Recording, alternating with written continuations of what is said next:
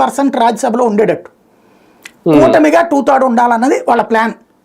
అప్పుడు కీలకమైన బిల్లులు వీటికి సంబంధించి చర్యలు జరగాలి అన్నటువంటి అందుకోసం వాళ్ళు నానా తిప్పలు పడుతుంటే ఇది వదులుకుంటారా అన్నది డౌట్ వచ్చింది.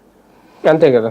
అయితే ఇప్పుడు మనిద్దరం ఈ వీడియో చేస్తున్న టైంలో జనసేనకి సంబంధించినటువంటి వాట్సాప్ నుంచి ఒక మెసేజ్ వచ్చింది.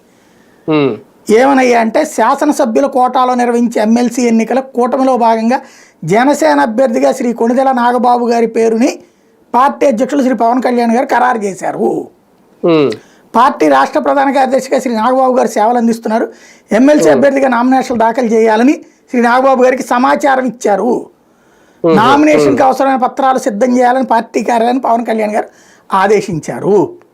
ఇది హరిప్రసాద్ గారు ఇచ్చిన స్టేట్మెంట్. అంటే పార్టీ ఖరారు చేసేసింది. అది అంటే అర్థం ఏంటి, వీళ్ళు ఏదో గేమ్ వేశారు. అది వీళ్ళకి ఇష్టం లేదు అంతే. అది తెలుగుదేశం ఫీలింగ్ కాదు కదా, వీళ్ళు క్రియేట్ చేశారు. అదే అంటున్నాను. అదే అవును, ఈ రెండు పత్రికలకి ఫీలింగ్ ఉంది.